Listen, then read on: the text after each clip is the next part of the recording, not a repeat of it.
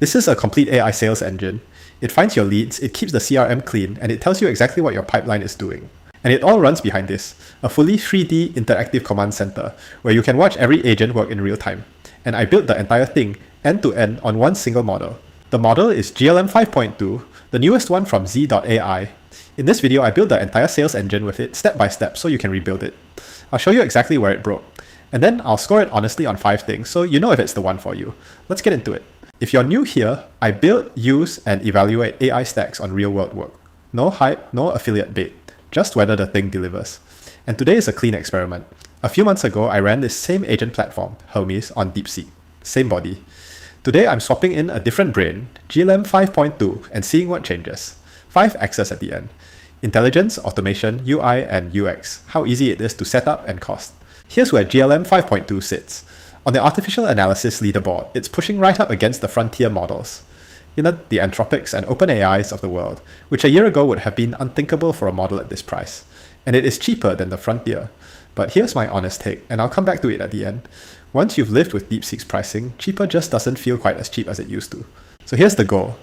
A full sales engine, built from 3 specialized agents, a leads generator that finds the prospects, a sales accelerator that assists the salesperson, and a sales analyst that reads the pipeline, plus a front end to watch the whole thing run. Let me build it. Step 1. Stand up the Hermes agent, then point it at GLM 5.2. I'm routing through OpenRouter. You could use the direct API or a subscription instead.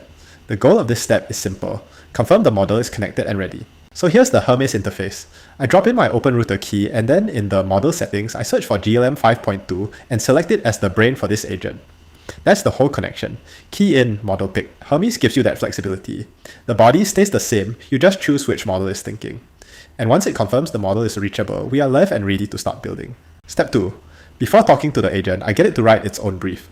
I ask it to generate a getting started markdown file for an AI sales engine, split into separate agent profiles. A leads generator, a sales accelerator, and a sales analyst.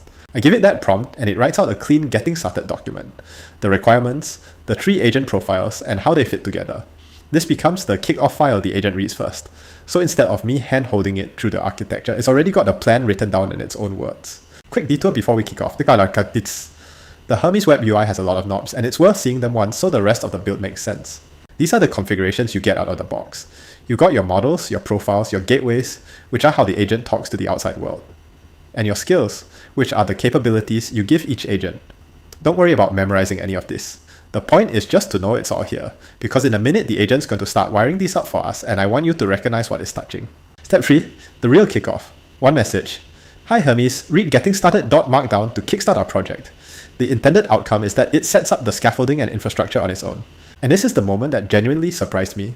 I expected a yes boss, here's what I'll do reply. Instead, watch what it does. It reads the brief and then it plans the entire thing out. Every agent it's going to build, every task in order, the dependencies between them. It's not just acknowledging the work, it's architecting it, reasoning about what has to come first and why. And it's doing it in one pass, of a single prompt. It even produced data flow diagrams for how the agents would talk to each other. A few months ago, this quality of planning was something I only saw from the top frontier models. From a cheaper model, of one prompt, it caught me off guard. And here's the rest of that plan landing. It keeps going, laying out the structure for all 3 agents before it's written a single line of real config. This is the difference between a model that does what you say and one that understands what you're trying to build. Then it actually builds the scaffolding, the folders, the config files, the skeleton of every agent it just described. Notice it's not improvising. It's executing the plan it wrote a second ago, step by step. Now, the leads generator needs a way to actually find people, and one of the best tools for that is Epify. So, what is Epify? It's a platform that scrapes and structures data from places like LinkedIn. So instead of copy-pasting prospects into a spreadsheet by hand, the agent fires off a query and gets back a clean, structured list of leads. Names, companies, roles, profile links, all organized. That's going to be the lead source for this whole engine, so it's worth getting familiar with it. Take a look at how it's set up. You point it at a platform, you define what you want to pull, and it does the heavy lifting of going out and collecting it. Now, one concept you need before we build, and it's central to how Hermes works. Profiles. Hermes lets you split your work into profiles, and a profile is simply a separate, self-contained workspace for one agent. Its own skills, its own gateways, its own memory, walled off from everything else. So why bother creating them? Because an agent that tries to do everything does everything badly. By giving the leads generator its own profile, it only ever thinks about one thing: finding leads. Its tools, its context, its memory, all dedicated to that single job. And that focus is exactly what makes it reliable, which is why I always split the engine into profiles instead of running one bloated mega agent. Step 4. Create the first profile, the leads generator. Big tip: have the main orchestrator create the profile, not you. It checks the Epify connection before it commits, and it writes the skills for you. Just be explicit that the leads generator profile does the work, or the orchestrator will do it itself. So I tell the orchestrator exactly that. Before we generate any leads, create a new profile specifically for it. The first agent will use Epify, and the first platform is LinkedIn. And watch how it handles it. It doesn't just blindly make a profile. It first verifies the Epify connection actually works. Then it provisions the profile and writes the relevant skills into it. That pre-flight check is exactly why I let the orchestrator do this instead of clicking through it myself. And the profile's done. Now watch this. When I step into the new leads generator profile, look at it. It's a completely clean slate. No other sessions, no past conversations, no clutter, nothing. Just a fresh, dedicated workspace that thinks about one thing only: leads, with Epify already wired to LinkedIn and its skills attached. That isolation is the entire payoff of letting the orchestrator build it as its own profile. Step 5. The first run. Fair warning, the first runs are always slower and they always surface problems. That's the point. So we kick off a run against LinkedIn and let it work. You can see it spinning up the Epify actor, sending the query, waiting on results. It's deliberate, and on this first pass it's slow. It's figuring out the path it'll take instantly every time after this. And right on cue, issues. This is the failure beat I promise you in every single video, because this is the exact part most tutorials quietly edit out to make the tool look magic. It's not magic. The first run hit problems, and I want you to see them, because how the agent recovers tells you more about the stack than a clean demo ever could. It grinds through the rest of the run, slower than it will ever be again, and eventually produces a result we can actually look at. So let's look at it properly. First output's in, and here's the rule with agent output. You read it carefully, you don't just trust that the first run nailed it, and the moment you spot something off, you don't go fixing it yourself. You just tell the agent what's wrong, and it gets to work fixing it for you. So let's do exactly that. I tell the agent precisely what's wrong. The current title column is coming back empty, and here's what I expect in it.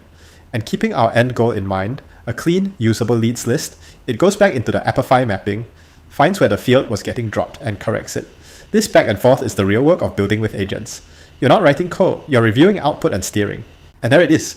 Titles populated, every column clean. This is the first output I'd actually hand to a salesperson without apologizing for it. Agent 1 done.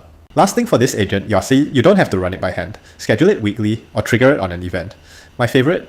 If the pipeline drops below a threshold, the leads generator keeps scouring until the pipeline is healthy again. That's loop engineering.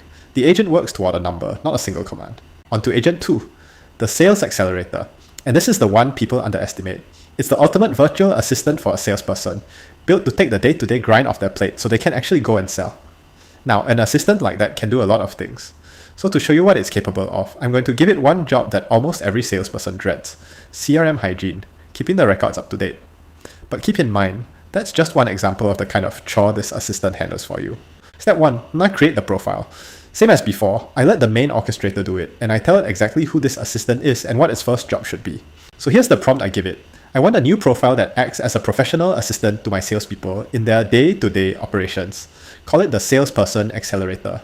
And its very first task is setting up CRM connectivity, so it can create, read, update, and delete records.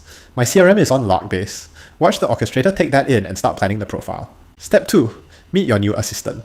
The orchestrators created the profile, so now I step in and put the agent through its paces, just to make sure it understands the role before I hand it anything important. And here it is.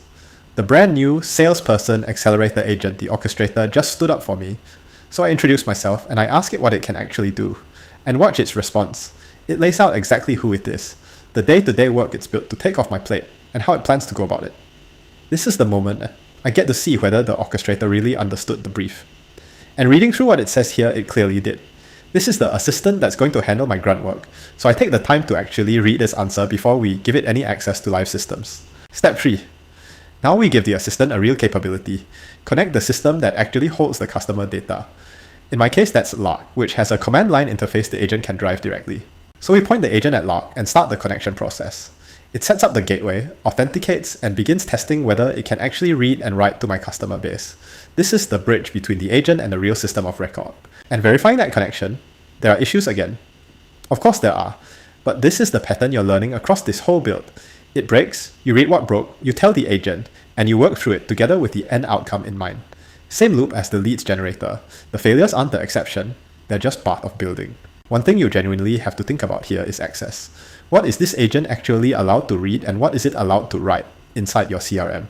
An assistant that can update records is powerful, and an assistant that can update the wrong records is dangerous. So get that boundary right before you let it loose on live data.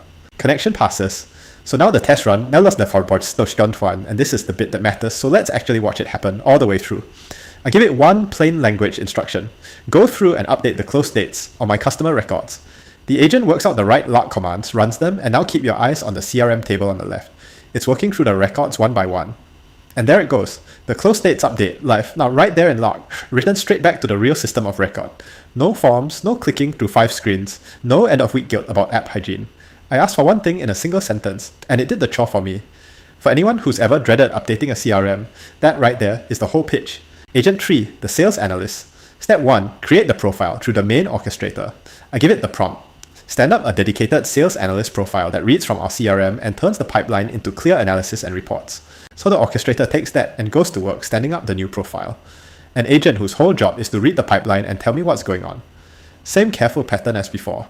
It sets up the profile, attaches the right analysis skills, and checks what it needs before it commits. And there it is, a brand new, dedicated sales analyst profile, its own clean workspace ready to read the pipeline. That's the third specialized agent in the engine, created the same reliable way as the first two. Now let's check what it produces. The analyst reads straight from the CRM and breaks the pipeline down into clear tables and reports. Where the deals are, how they're moving, what's stalling. This is the agent that turns a pile of customer records into something a sales manager can actually make decisions from. And it nailed it on the first try, no back and forth. It just read the pipeline and gave me something genuinely useful. Last piece, the front end. I start small, just to check it's pulling the right data. The prompt, create a dashboard that tracks the status, stats, and activity of the Hermes agents and profiles. And here's the first version, a clean 2D dashboard for the entire sales engine. And look at it, the data's all live. Leads coming in, CRM activity, the analyst's numbers. Every one of those panels is wired straight to the 3 agents we just built. No fake placeholders. First try, and it's already genuinely useful. But I wanted to confirm the data was real before getting fancy, because there's no point making something cinematic if the numbers underneath are made up. Now they're real, so let's get fancy. Then the swing for the fences. Now I tell it, make it a 3D animated interactive scene. Dark futuristic technology theme. Simulate an office with humans and robots, the agents moving around in it. And to steer the look, I handed 3 reference images. And this is what it gave back. A 3D office, the dashboard floating in the center, little agents working at their desks, all in that dark, glowing, futuristic style. It is genuinely good. Better than I expected from a text prompt and 3 pictures. But here's what I honestly can't explain. GLM-5.2 isn't a multimodal model. It shouldn't be able to see the images I gave it at all. And yet the design clearly reflects them. My best guess is that OpenRotor quietly fell back to something else to read those images for it. But I genuinely don't know for certain. So I'm leaving it as an open question, not a claim, because I'm not going to fake an explanation just to sound clever. If you know what actually happened here, tell me in the comments. I really want to know. So that is the full engine running. Leads coming in, the CRM staying clean on a sentence, analysis on tap, and a control room to watch all of it work. 1 model, 3 agents, 1 front end. Now let me do the part you came for. Score it honestly on 5 things. Intelligence, 9 out of 10. It solved everything I threw at it, and the design quality genuinely surprised me. This is frontier adjacent. Automation, a full 10. Between loop engineering and the messaging gateway capability, it automates the core sales workflow end to end. And it works alongside humans, not just instead of them. UI and UX, 8. The web UI makes this genuinely usable for non-technical people, but getting it to that point takes technical know-how. And if you are technical, you can drop straight down to the Hermes command line. That versatility is what earns the 8. Ease of setup, 5. And this is the honest one. It's easy to set up, but it is not easy to optimize. You have to get the skills right, the processes right, the way you segregate your profiles. The first run works. Making it genuinely good is where the real effort lives. Cost, 6. It's good value for this much intelligence, no question. But it's still 4 to 5 times more expensive than DeepSeek. And Hermes itself isn't the most token-efficient body to run a brain in, so the bill adds up faster than the per-token price suggests. So who is it for? This is for people who want maximum versatility and the highest automation ceiling they can get. One model that can plan, build, and design across the whole stack. It is not for the budget conscious, not while DeepSeek is what it is. And it's not for anyone who needs deterministic auditable processes, because the same flexibility that makes it powerful makes it hard to pin down. Remember that 3D office at the start? Built by a model that supposedly can't see. If figuring out how is your kind of fun, you're my kind of person, subscribe and I'll keep building these and scoring them straight. See you in the next one.